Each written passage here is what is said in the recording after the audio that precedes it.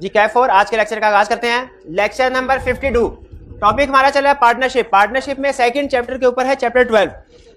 इसका learning objective 1 जो एक बड़ा लर्निंग ऑब्जेक्टिव था, जिसमें हमने क्या सीखा, जिसमें हमने rights and duties of partners पढ़ा। जिन स्टूडेंट ने असाइनमेंट नहीं की वो खड़े हो जाएं और खड़े रहें। रोज का आपका यही मसला होता है, रोज बिठा देता हूँ, नजर नहीं आ रहा, कोई बात नहीं सुनाई दे रहा है ना, कोई बात, खड़े शाबाश, खड़े खड़े खड़े। जिन स्टूडेंट ने असाइनमेंट नहीं की, जिन स्टूडेंट ने असाइनमेंट नहीं की, जिन स्टूडेंट ने असाइनमेंट नहीं की फिर भी बैठे हुए हैं, उनको अब आपकी मर्जी है, अब आपकी मर्जी है, जो सिचुएशन बेहतर लगे उस हिसाब से फैसला कर लें कि बैठना के खड़े होना है। असाइनमेंट ना करने वाले, हाँ शाबाश शाबाश शाबाश शाबाश। हमने पार्टनरशिप के बारे में हमने स्टडी किया राइट्स एंड ड्यूटीज, और हमने ये स्टडी किया कि ड्यूटीज को दो हिस्सों में क्लासिफाई करते हैं। शाबाश मेरा भाई, जल्दी से राइट्स बता दे, कोई से 3 राइट्स बता दे, बैठ जाए। राइट्स ना असाइनमेंट करते हैं, ना याद करके आते हैं, फिर कहते हैं सीए मुश्किल है। ऐसे बीए नहीं होता जैसे सीए कर रहे हैं। हाँ मेरे भाई, राइट्स बता देते हैं। Right to share profit, right to retire. कैसे रिटायर होते हैं? जब 60 इयर्स की एज पे पहुंच जाए। फिर ड्यूटीज बताइए, ड्यूटीज बताए। हाँ जी, duty in case of emergency, ये खत्म हो गया ला, यहां से शुरू होता है, शुरू होते ही खत्म। भाई ये क्यों नहीं याद, ना असाइनमेंट करके आते हैं, ना याद करके आते हैं, करते क्या है आप? रिक्शा चलाते हैं, क्या करते हैं सारा दिन? करते क्या है? मजदूरी करते हैं क्या? फिर घर वाले ने एक ही काम लगाया, वो भी काम नहीं करते आप। ड्यूटीज बुक से पढ़े, रीडिंग करने के लिए थोड़ी कहा तेरे को। असाइनमेंट क्यों नहीं करके आया मेरा भाई? असाइनमेंट की होती ना, केस स्टडीज में क्वेश्चंस में कंसेप्ट डिस्कस हुए हो तो पता होता।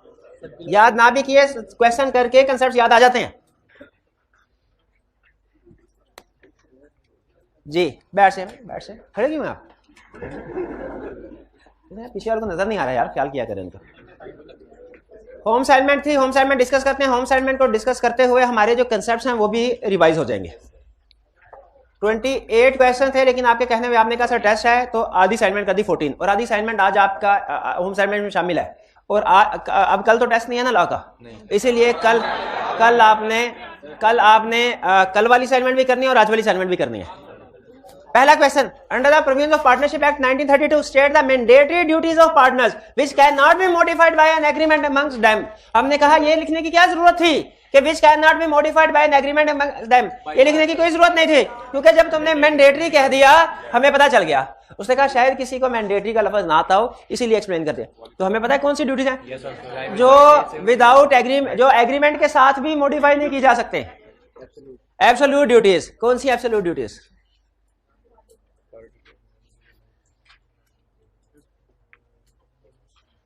ये हाल है एब्सोल्यूट ड्यूटी। अब कहीं आई कैप पास नहीं करता, कहीं जरा इसी जुबान से कहीं आई कैप पास नहीं करता। मेरा भाई एक दफा कहे आई कैप पास नहीं करता वहां से। जी आप बताइए, आप बताए भाई कौन सी ड्यूटीज हैं? याद नहीं करते आप? क्या ड्यूटीज है? ड्यूटी टू बी लायबल, ठीक है, जॉइंटली एंड सेवरली, ये लायबिलिटी। और duty to act within authority, और अथॉरिटी वाला कंसेप्ट वही था जो हमने स्टडी किया था एजेंसी वाले टॉपिक में। और duty to provide full information, ठीक है शाबाश। तो ये हमने इसमें सिर्फ मैंडेटरी ड्यूटीज लिखनी है, क्लियर। इसमें 3 नंबर है, तो मेरा ख्याल है कि सिर्फ हेडिंग लिखते हैं तो काफी है। अगर आप नोट करें ना तो हेडिंग भी स्टाइल से लिखी गई है कि उसमें कंसेप्ट कम्युनिकेट हो जाता है। Next question 2, Rafiq, Bari and Furqan have decided to establish a partnership business for trading in medical equipments. In the absence of any express contract, advise them of their mutual rights and liabilities under the provisions of the Partnership Act 1932. आपस में agreement नहीं भी हुआ था क्या, फिर भी इनके कुछ राइट्स एंड ड्यूटीज है, वो बताने हैं। अच्छा यहाँ पे उसने थोड़ा सा ट्विस्ट खेला, लफ्ज ड्यूटी की बजाय कौन सा वर्ड यूज कर लिया? लाइबिलिटीज। तो हमें पता है कि लाइबिलिटीज का मतलब ड्यूटीज ही है, तो हम उसको लाइबिलिटीज बता देंगे। और ड्यूटीज में वैसे सबसे बड़ी ड्यूटी कौन सी है? Several jointly and several liability. Question 3. Ubaid, Rahil and Parvez were partners in the firm. On September 1st, 2009, Parvez retired from the partnership. The remaining partners continued the business with the property of the firm without final settlement of accounts as between them and Parvez. वैसे जब कोई partner retire हो जाए ना, एक काम, चलो उसका शेयर नहीं उसे दे सके ना, कोई बात हो जाता ना, एक काम तो जरूर कर देना चाहिए इनको। वो क्या है? नहीं, उसका शेयर नहीं दे सके तो ये हो जाता है, बात पैसे नहीं है रिटायर होने वाले पार्टनर का, उसका शेयर नहीं दे सके, कोई मसला नहीं, लेकिन पैसे ना भी अगर अभी दे, थोड़े दिन बाद दे दीजिएगा, एक काम तो अभी कर देना चाहिए। वो क्या है? नोटिस अभी दे देना चाहिए, पब्लिक नोटिस। ठीक है, पब्लिक नोटिस का मतलब क्या होता है? पार्टनर्स को नोटिस देना है, पब्लिक को नोटिस देना, और कोई भी दे सकता है, रिटायरिंग पार्टनर भी और फर्म भी। लेकिन यहां पे हमें नोटिस वाली बात की तरफ नहीं लेके जा रहा, यहां पे कह रहा है without final settlement of accounts, तो अभी अकाउंट्स की फाइनल सेटलमेंट नहीं हुई। In the light of partnership act 1930 to describe the rights of Parvez in the above circumstances. इस सिचुएशन में परवेज के राइट्स क्या हैं? दो राइट्स नहीं है, राइट ये है कि दो में से कोई एक ऑप्शन सेलेक्ट कर ले। पहला क्या है? इसको लोन रेट किया जाए और 6% इंटरेस्ट ले। इस सूरत में कंपनी प्रॉफिट में हो, फर्म प्रॉफिट में हो, लॉस में हो, कोई फर्क नहीं पड़ेगा, इसको 6% मिलता जाएगा। और दूसरी ऑप्शन क्या है? प्रोपोर्शनेट शेयर ऑफ प्रॉफिट ले ले। इस सूरत में रिस्क है थोड़ा सा, लेकिन फायदा भी है, रिवार्ड भी है कि प्रॉफिट ज्यादा हो गया तो ज्यादा शेयर मिलेगा, कम हो गया तो कम मिलेगा। क्लियर? ये दो ऑप्शंस, ये डिसाइड किसने करना है कौन सी ऑप्शन? परवेज ने। शाबाश। क्वेश्चन 4, 3 में भी प्रॉब्लम तो नहीं थी। 4. B, C and D are in partnership. Partner B purchases equipment for the partnership business. The equipment itself costs rupees 20,000 and the installation costs for rupees 15,000. There is a dispute with the supplier and the firm refuses to pay the installation cost. The supplier decides to sue for the unpaid amount of rupees 15,000. Supplier ने कहा भाई मुझे तो पैसे चाहिए, case कर दिया। Requirement है against whom can suppliers file suit? Any or all partners, वो सारे पार्टनर्स के खिलाफ भी केस फाइल कर सकता है और any of the partners के खिलाफ भी केस फाइल कर सकता है। B. If he decide to sue B only, how much amount can be recovered from B? Whole amount, यानी 15 की 15,000। अच्छा, अगर 15 की 15,000, आगे रिक्वायरमेंट सी सुन लें, अगर 15 की 15,000 B से रिकवर हो जाती है तो इस सूरत में B के क्या राइट्स हैं? C और D से रिकवरी कर सकता है। कितने पैसे रिकवर करवा सकता है? 5,000 C से, 5,000 D से। Clear? Next question 5. Tom and Jerry are in partnership. The partnership purchased an item of equipment costing rupees 30,000. It was discovered later that the equipment had actually been purchased by Tom for 18,000. And Tom had resold it to the partnership without revealing that he was the owner of the property. Market से उसने property 18,000 की खरीदी और फिर यह बताए बगैर कि मेरी प्रॉपर्टी है 30,000 में बेच दी। बताइए कौन सी ड्यूटी वायलेट की इसने? कौन सी duty? Duty to provide full information. इसे फुल इंफॉर्मेशन प्रोवाइड नहीं की, छुपाई, और जो प्रॉफिट अर्न किया फिर उसे कहते हैं हम सीक्रेट प्रॉफिट। ये इसने सीक्रेट प्रॉफिट अर्न किया 12,000। Can Jerry recover any amount from Tom in respect of this transaction if Tom had informed Jerry that he was the owner of the equipment? अगर टॉम ने बता दिया हो कि मैं ओनर हूं तो फिर कोई जेरी पैसे रिकवर करवा सकता है? नहीं, क्योंकि उसने डिस्क्लोज कर दिया था, इसका मतलब उसकी अप्रूवल थी। बिल्कुल एक्सेप्टेंस दे दी उसने कि ठीक है हमें, मुझे कोई इतराज नहीं है। B. Can Jerry recover any amount from Tom in respect of this transaction if Tom had not informed Jerry that he was the owner of the equipment? क्या कोई रिकवरी हो सकती है? बिल्कुल। अच्छा, इसमें उसका क्वेश्चन ये नहीं होना चाहिए था कि बताइए टॉम, क्या जेरी टॉम से रिकवर करवा सकता है कि नहीं? क्वेश्चन होना चाहिए था क्या पार्टनरशिप फर्म टॉम से रिकवर करवा सकती है कि नहीं? तो बी में बिल्कुल पार्टनरशिप जो फर्म है वो जो प्रॉफिट है 12,000 का वो रिकवर करवा सकती है। जेरी भी रिकवर करवा सकता है लेकिन फिर 12,000 नहीं बल्कि सिर्फ अपना शेयर जो कितना है 6,000। Partnership profit loss sharing ratio mention नहीं है ना, जब मेंशन नहीं होती तो क्या होती है 50-50 इक्वल। तो यहाँ पे बेहतर था पार्टनरशिप फर्म के बारे में पूछा, वो रिकवर करवा सकती है कि नहीं, वो सीक्रेट प्रॉफिट रिकवर करवा सकती है और टॉम की रिस्पॉन्सिबिलिटी होगी, ड्यूटी होगी तो ये प्रॉफिट जो है वो रीपे करे फर्म को। ये कंसेप्ट क्लियर हो गया? सीक्रेट प्रॉफिट के ऊपर ये कंसेप्ट था question. 6. A, B, C and D are in partnership. Without informing the other partner, D sets up A soul trader business in competition with the partnership. दूसरों को बताए बगैर उसने सोल ट्रेडरशिप का काम शुरू किया, जो कि कंपटीशन यानी कंपीटिंग बिजनेस था, a similar business था, and makes a profit of rupees 50,000 by using firm name and property and connection of the firm। Firm का नाम इस्तेमाल किया, प्रॉपर्टी, कनेक्शन, और फिर यानी उधर जो ग्राहक आते थे उन्हें दूसरी जगह का रास्ता दिखा देता था अपनी दुकान का, और फिर प्रॉफिट अर्न करता रहा। What remedy is available to the other partner in this situation? इसमें कौन से उसने ड्यूटी वायलेट किया है? Duty not to engage in competing business, duty not to engage in competing business. तो चूंकि ये कंपीटिंग बिजनेस में एंगेज हुआ है, इसीलिए इस बिजनेस का जितना भी प्रॉफिट होगा जो इस ट्रांजैक्शन से हुआ है, तो प्रॉफिट शेयर करेगा, तो वो प्रॉफिट रीपे करेगा फर्म को, कंपनी को। क्लियर हुई ये बात? क्या एक पार्टनर कंपीटिंग बिजनेस कर नहीं सकता? कर सकता है, सारे आप नहीं कर सकता। पार्टनर कंपीटिंग बिजनेस कर सकता है कब? अगर एग्रीमेंट में स्पेसिफिकली इसकी इजाजत दी गई है तो याद रखिए, अगर एग्रीमेंट साइलेंट हो तो डिसिमिलर बिजनेस किया जा सकता है, सिमिलर या कंपीटिंग बिजनेस नहीं किया जा सकता। तो पार्टनरशिप साइलेंट है तो ये बिजनेस नहीं किया जा सकता, लेकिन अगर पार्टनरशिप में परमिशन दे दी गई हो फिर कर सकते हैं। तो यहाँ पे चूंकि पार्टनरशिप बारे में साइलेंट है तो हम रूल कौन सा लगाएंगे कि सिमिलर बिजनेस या कंपीटिंग बिजनेस में एंगेज नहीं हो सकता कोई पार्टनर, और ये प्रॉफिट जो उसने कमाया है उसे वापस करना चाहिए। ठीक है, इसमें एक दूसरी प्रोविजन भी अप्लाई हो सकती है, duty to use property of the company for exclusive use. यहां पे देखिए, फर्म के रिसोर्सेज, फर्म की प्रॉपर्टी, फर्म का नाम यूज करते हुए अपना बिजनेस बढ़ा रहा है।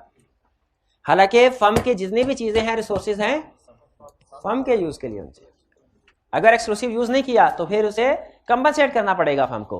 तो ये आप ये exclusive use of firm property की तरफ भी लेके जा सकते हैं, क्योंकि क्वेश्चन में उसने इन्फॉर्मेशन दी हुई है कि पार्टनरशिप की प्रॉपर्टी यूज हुई है। और दूसरा, आप इसे कंपीटिंग बिजनेस वाली बात की तरफ भी लेके जा सकते हैं, क्योंकि क्वेश्चन में क्लियरली उसने बताया हुआ है कि बिजनेस इन कंपटीशन स्टार्ट किया है। क्लियर हुई ये बात? आगे चलते हैं, next question 7। Salim, Naeem, Karim, Rahim established a partnership for refining sugar. Rahim was considered expert in the job of buying sugar. Thus, he was entrusted with the duty of purchasing sugar for the firm.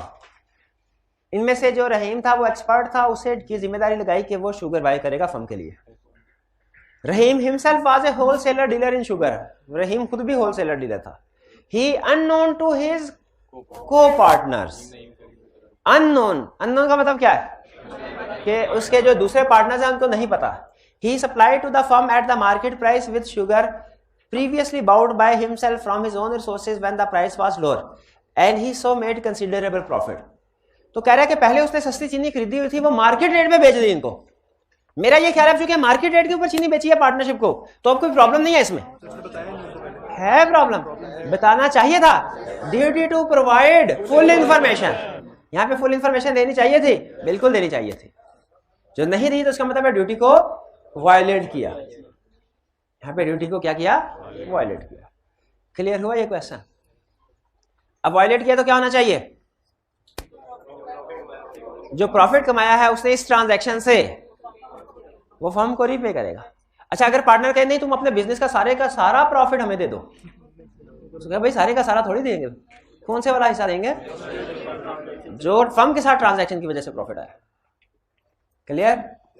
Next, ये भी सलीम नईम वाला question आ गया। क्या करना है इसमें?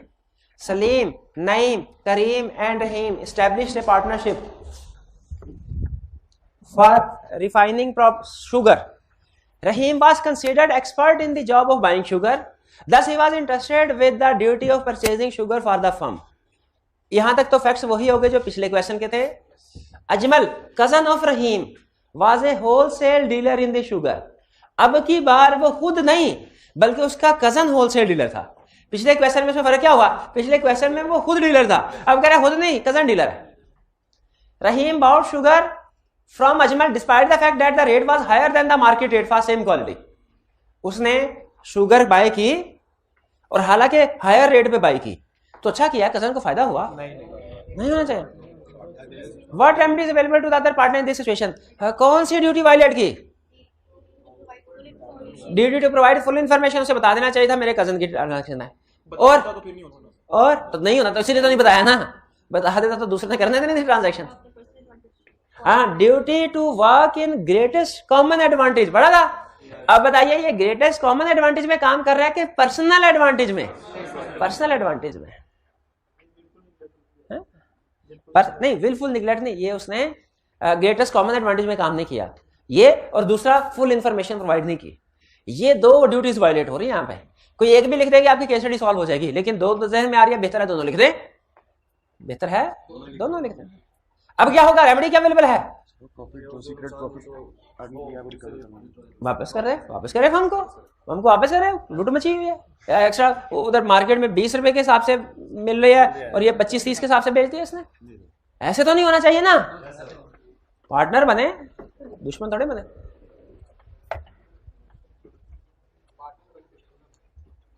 Partner बने, हाँ जी, पार्टनर बने, बिल्कुल बिल्कुल। 9 Sajid, Majid, Wajid are partners in a firm. By an agreement, they decided that no partner would have authority to sell goods of the firm above the value of rupees 50,000 without the consent of other partners. खबरदार किसी भी partner ने 50,000 से ऊपर की चीज बेची दो, जब तक कि बाकी पार्टनर से कंसेंट ना ले ली जाए। हाँ ठीक है। Sajid sold goods worth rupees 70,000 on credit without consulting other partner. Sajid ने 70,000 की चीजें सेल कर दी। The customer defaulted, कस्टमर ने डिफॉल्ट किया। अब बताइए जिम्मेदारी है कि नहीं? बिल्कुल है। अथॉरिटी से एक्सीड किया। अच्छा, कितना अथॉरिटी से एक्सीड किया? 20,000। तो ये क्या करेगा? 20,000 अपनी जेब से देगा। ये ले, मेरी गलती है। क्या गलती है? आपने मुझे मना किया था 50,000 से ऊपर नहीं बेचना, मैं बेच बैठा। 70,000, नो प्रॉब्लम, गलती मानता हूं और उसका प्रायश्चित भी करने को तैयार हूं। क्या प्रायश्चित होगा? 20,000 रुपया वापिस करेगा। कौन? किसको? साजिद फर्म को वापिस करेगा। 20, उसकी वजह से नुकसान हुआ ना। अगर एजेंट वाला टॉपिक होता तो उसमें भी यही कहानी ना होती।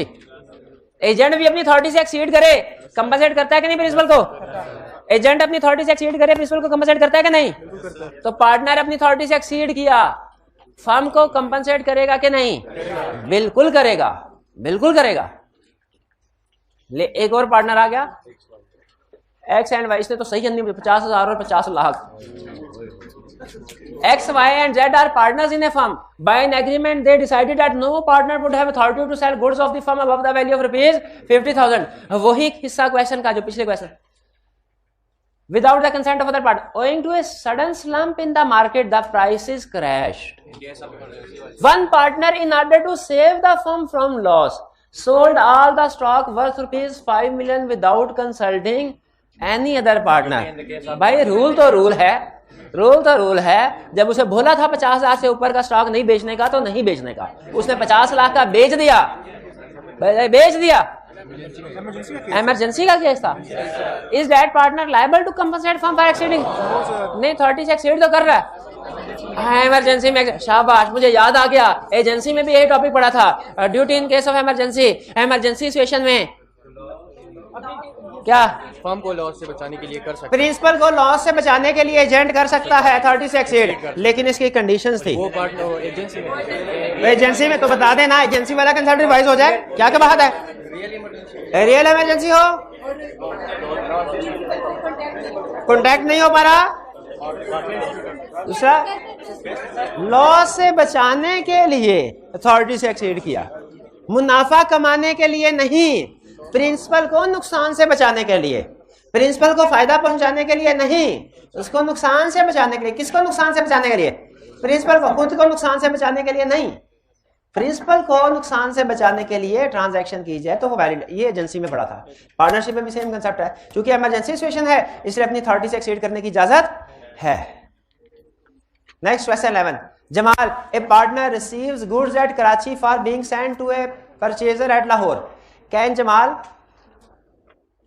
sell the goods at Karachi if the goods will not bear the journey to Lahore without spoiling? वही केस इमरजेंसी वाला कर सकता है, कर सकता है ना। Duty in case of emergency इसी चीज का नाम है। 12. आफ्ताब, बादिल, चांद started a business of trading in light bulbs together under the name Solar Traders. They decided to share profits equally and the business will be managed by Aftab only. And Badil and Chand will not take any active part in the management. क्या possible है कि कोई partner active हो बाकी management में हिस्सा ना ले? जो पार्टनर मैनेजमेंट में हिस्सा नहीं लेगा उसे क्या कहा जाता है? वो साइलेंट पार्टनर भी है, स्लीपिंग पार्टनर भी। अगर दूसरे लोगों को पता है तो वो साइलेंट है, और अगर पता भी नहीं है कि पार्टनर है कि नहीं, स्लीपिंग पार्टनर के लिए नोटिस देना रिटायरमेंट पे लाजमी नहीं है। शाबाश। In addition to his share of profit, Aftab wants to take salary for his services, can he do so? ले सकता है, बेफिक्र होकर सैलरी ले। अगर पार्टनरशिप में एग्री हुआ है फिर सैलरी मिलेगी, वरना सैलरी नहीं मिलेगी। ये बात समझ आई? आगे चलते हैं। Adil and Kashif are partners in the firm. The terms of agreement are they will share profits in the ratio of 3:2, but there is no express provision regarding share of loss. यानी profit share 3:2 है, loss की ratio agree नहीं की गई। तो agree नहीं की गई तो फिर भी लॉस शेयर किसी ना किसी ने तो करना है। अब चूंकि रेशियो एग्री नहीं की तो वो इक्वल का रूल लगेगा कि लॉस शेयर इक्वल का रूल नहीं लगेगा। हाँ, बल्कि जो प्रॉफिट शेयरिंग रेशियो है वही लॉस शेयरिंग रेशियो भी समझी जाएगी। Clear?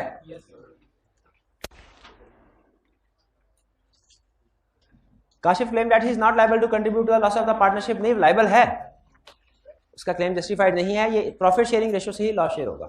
14 Habib and Tanveer are partners in a firm. Habib was interested with the monitoring inventory level to avoid stock shortage और ऑन वीकली बेसिस.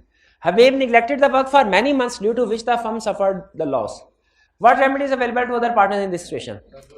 ये कौन सा कंसेप्ट हुआ? विलफुल निगलेक्ट वाला. जो उसकी ड्यूटी लगाई गई थी वो उसने काफी अरसे तक काम नहीं किया तो विलफुल निगलेक्ट है, उसे नुकसान को कंपनसेट करना पड़ेगा. क्लियर?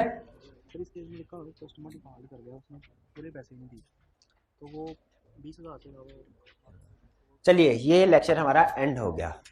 सॉरी, डिस्कशन एंड हो गया. Discussion and.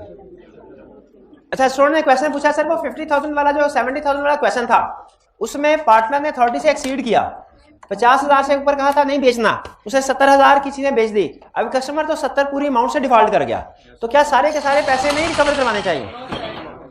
क्या उस पार्टनर से जिसने अपनी 30 से एक्सीड किया सारे पैसे नहीं, बल्कि कितने पैसे जो अपनी 30 से एक्सीड किया है, तो जो एक्सेस पार्ट होता है पार्टनर उसके लिए लायबल है. एजेंट भी जो एक्सेस पार्ट है उसके लिए लायबल होता है, सारी की सारी ट्रांजैक्शन के लिए नहीं. जी जी.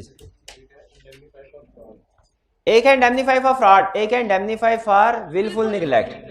विलफुल निगलेक्ट एक होता है फ्रॉड करना, एक होता है नेग्लिजेंस. नेग्लिजेंस कोई ड्यूटी लगाई काम नहीं किया. जैसे फर्ज कीजिए मैंने आपको पैसे दिए, बिजली का बिल दे जमा करवा के आओ, आप पैसे लेके निकल गए, ठीक है, हाँ खाना खाना खा लिया, ये फ्रॉड है. और आप घर जाके सो गए और अगले दिन कहा हो सर मैं भूल गया था बिल जमा करवाना, ये पैसे वापस ले लें और अब चार्ज लग गया उसके ऊपर, सर चार्ज के साथ मुझे पैसे दें मजीद बढ़ा के. ये विलफुल निगलेक्ट है.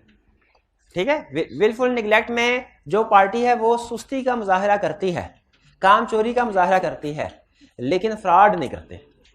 फ्रॉड में इसका मतलब है उसने एसेट्स का, पैसों का हेर फेर किया. ठीक है, कौन सा एम्प्लॉय ज्यादा बेहतर है दोनों में से, फ्रॉड करने वाला कि निगलेक्ट करने वाला? वैसे तो दोनों नहीं होने चाहिए, दोनों ही नहीं हो, लेकिन अगर आपने एक एम्प्लॉय को रखना है और एक को नौकरी से निकालना है, निगलेक्ट करने वाले को रख देंगे, फ्रॉड करने वाले को निकाल देंगे. ठीक है जी. और कोई कंसेप्ट में, और कोई कंसेप्ट राइट्स एंड ड्यूटीज के हवाले से पूछना चाहते हो तो पूछ ले. कोई कंसेप्ट नहीं है, सब आता है, सब अच्छा है, सब आता है. आखिरी महीने पता चलेगा कुछ आता है कि नहीं. इस चैप्टर का लास्ट कंसेप्ट हम स्टडी करने जा रहे हैं प्रॉपर्टी ऑफ पार्टनरशिप, या प्रॉपर्टी ऑफ फर्म भी इसे कहते हैं.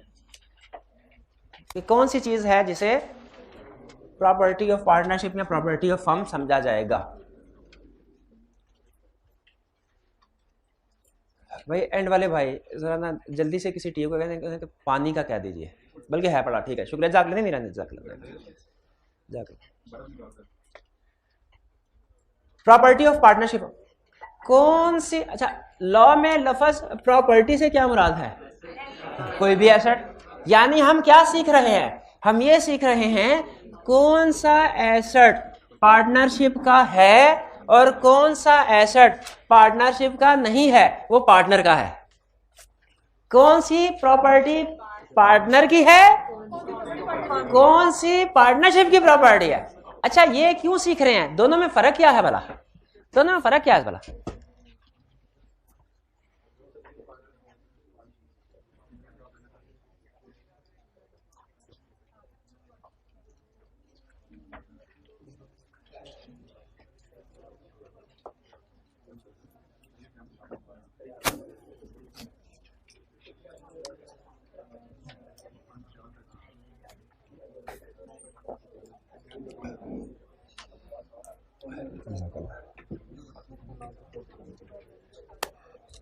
भाई ये कंसेप्ट क्यों अच्छा, इस कंसेप्ट की पहले रीजन समझ लें, फिर ये कंसेप्ट समझ आएगा। इसलिए कि जो पार्टनर्स होते हैं ना, उनके पास जो भी चीजें हैं, कुछ इनकी जाती चीजें होती हैं और कुछ बिजनेस की चीजें होती हैं।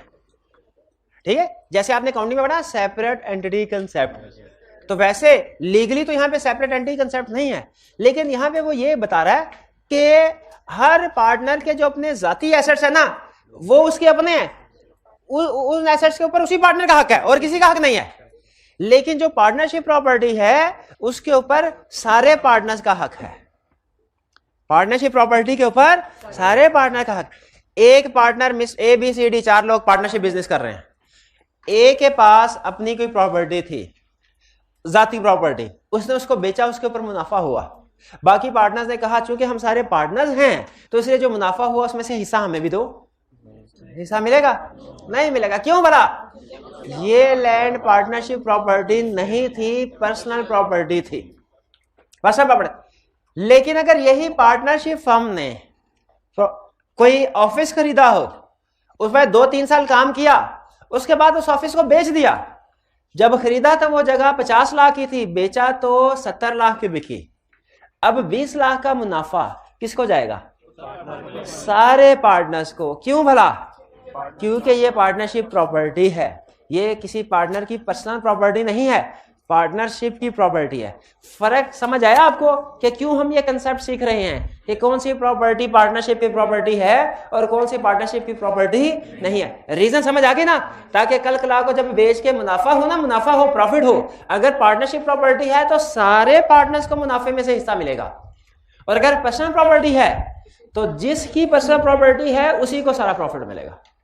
रीजनिंग समझ आ गई? अब सुनिए, रूल है बड़ा सिंपल, ठीक है। लॉ का पता डेफिनेशन थोड़ा कॉम्प्लेक्स करता है, लेकिन रूल बड़ा सिंपल है। कहता है अच्छा पहले ये जो लिखा है ये समझा दूं कि 2 हरफी बात बताऊं, पहले 2 हरफी बात सुन लें।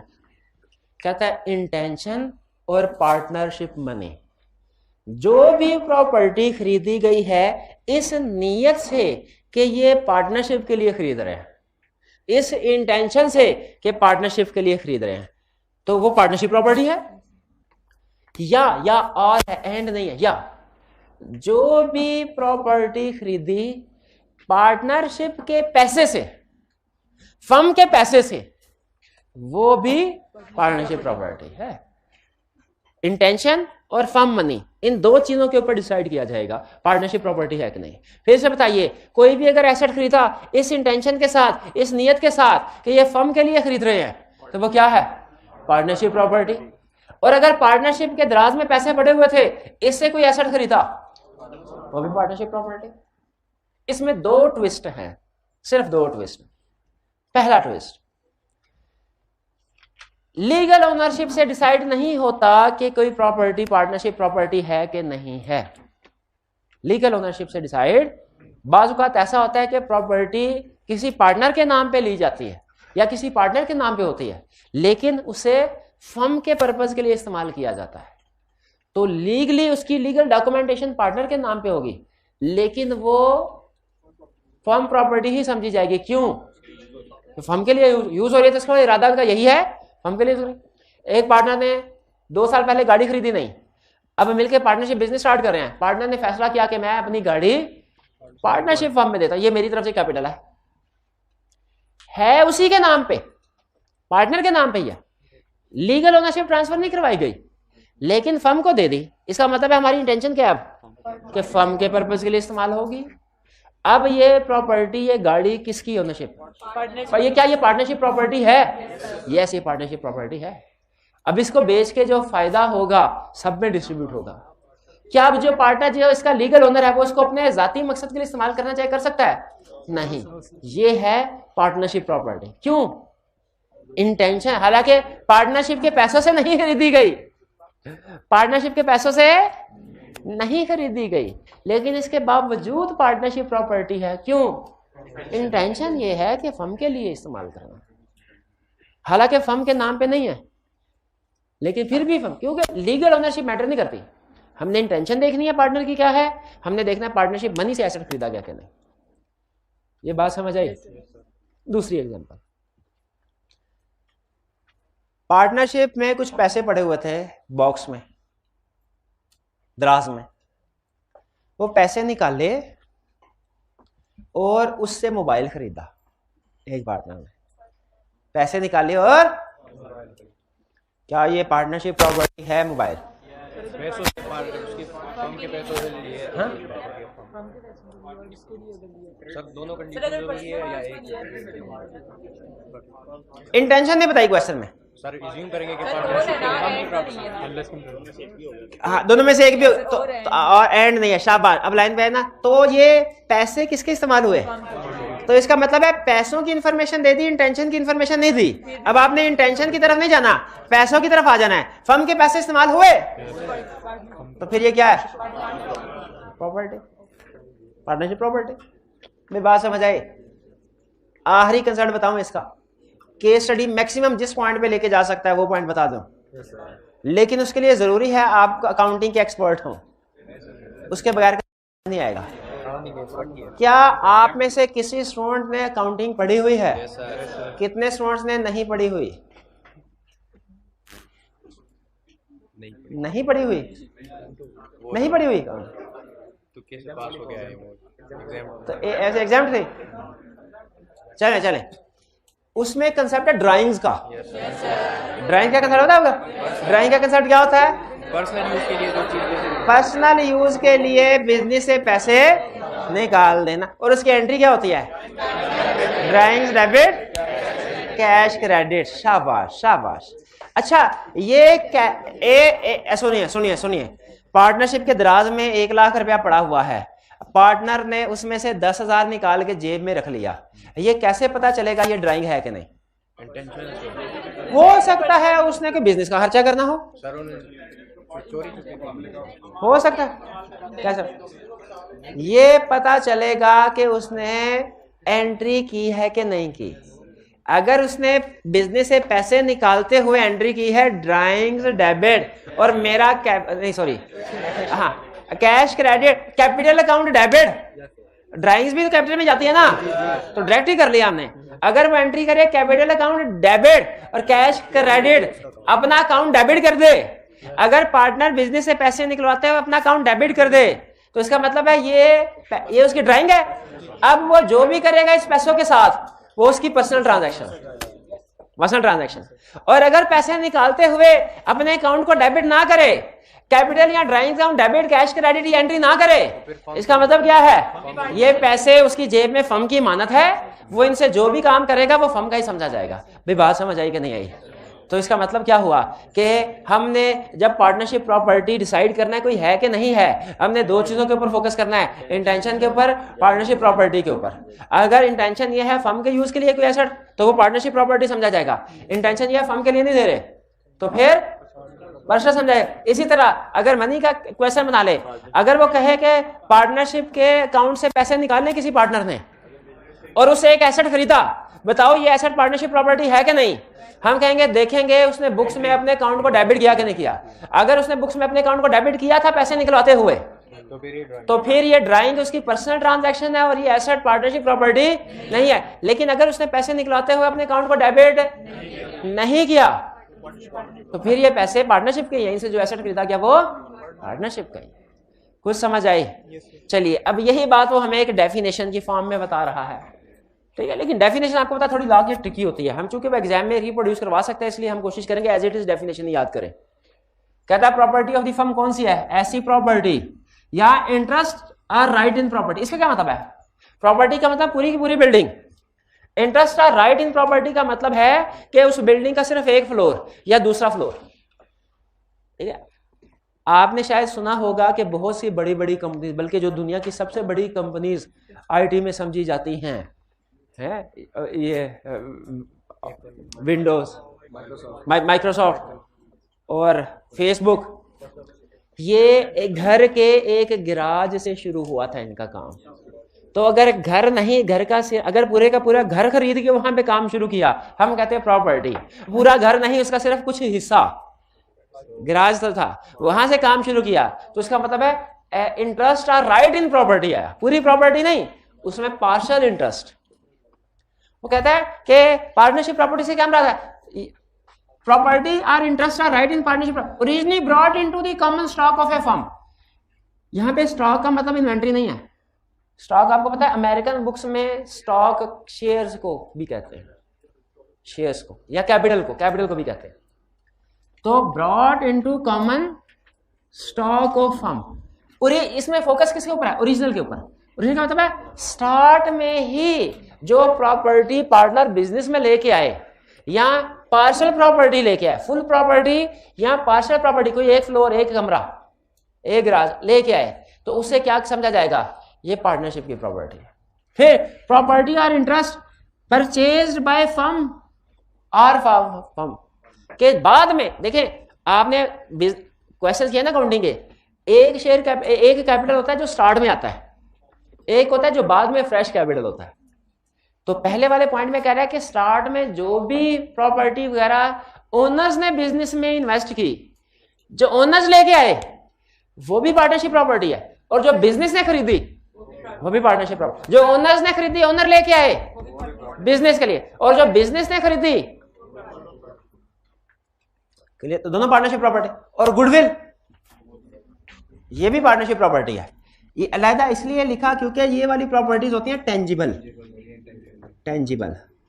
और ये इनटेंजिबल, इसलिए गुडविल को अलग लिखा। ठीक है, फिर ये वाली लाइन है जो केस स्टडी में काम आएगी, any property purchase with partnership money is partnership property. कोई भी प्रॉपर्टी जो आपने पार्टनरशिप के पैसों से खरीदी वो किसकी प्रॉपर्टी है, पार्टनर।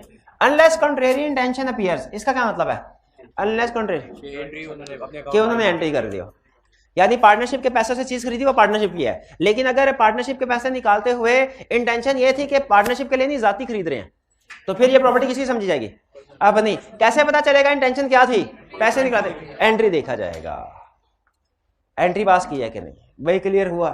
अब सुन ले, पार्टनरशिप, आज हमने एक कंसेप्ट नया सीखा है, पार्टनरशिप प्रॉपर्टी क्या होती है। ये एग्जाम में दो तरह से टेस्ट होता है, एक रिप्रोडक्शन का क्वेश्चन, एक केस स्टडी। रिप्रोडक्शन के क्वेश्चन के लिए आपने एज इट इज सारा छापा मारना है, रिप्रोडक्शन के क्वेश्चन के लिए एज इट इज छापा मार। केस स्टडी में जब आपसे पूछेगा बताओ ये पार्टनरशिप प्रॉपर्टी है कि नहीं, आपने दो चीजों के ऊपर फोकस करना है, मनी, पैसा कहां से आया, और दूसरा इंटेंशन क्या थी।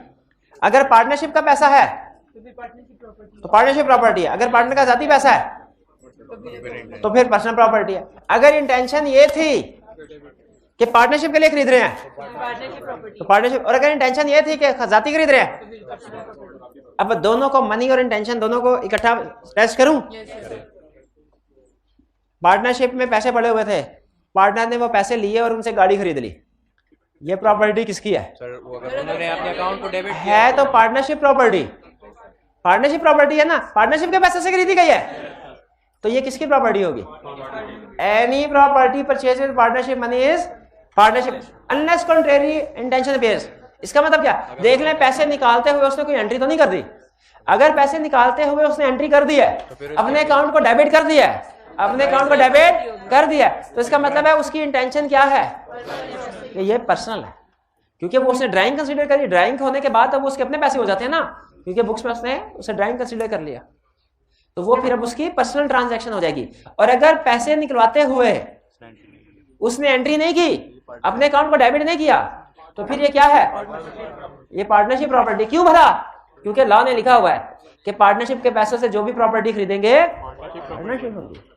लेकिन इससे पहले जब उसने एंट्री की थी तब भी तो पार्टनरशिप बनी थी, लेकिन कॉन्ट्रेरी इंटेंशन आ गई ना, जब उसने अपने अकाउंट को डेबिट किया, कॉन्ट्रेरी इंटेंशन आ गई क्या, कि डेबिट करने का मतलब यह कि अब मेरा जाती पैसे है, मैं जो मर्जी करूं इनसे। क्लियर, ये था हमारा पार्टनरशिप। होम असाइनमेंट नोट कर लेंगे, मुश्किल तो नहीं था, आज एक ही चीज सीखी है, ठीक है। इसकी केस स्टडीज आपने लाजमी करनी है, और साथ ही साथ कल वाली असाइनमेंट जो बाकी रह गई थी वो भी, क्वेश्चन नंबर 15 से लेकर 28 कल वाली असाइनमेंट, 29 से 32 3-4 क्वेश्चन है आज की असाइनमेंट, और एमसीक्यूज आज की असाइनमेंट। कल मैंने आपकी बात मानी थी ना, कल मैंने, आज आपकी बारी है, आपने मेरी, ऐसे ही काम चलता है, किसी दिन आप मेरी मान, किसी दिन। तो आज आपने थोड़ा सा काम ज्यादा करना है, 50 to 28 भी, और ये रिटन फॉर्म में असाइनमेंट करके लानी है। और पार्टनरशिप में देखें, रट्टे में तो सारा आप रट्टा लगा लेंगे as it is. Case study में जब पूछेगा ना, केस स्टडी में, तो ये लाइन नहीं भूलनी। केस स्टडी सॉल्व करते हुए ये लाइन आपके बहुत काम आएगी। केस स्टडी सॉल्व करते हुए कौन सी लाइन? Last line. पढ़ने की हिम्मत नहीं है। चलिए ठीक है, आज का लेक्चर यहाँ पे खत्म करते हैं हम। अल्लाह हाफिज।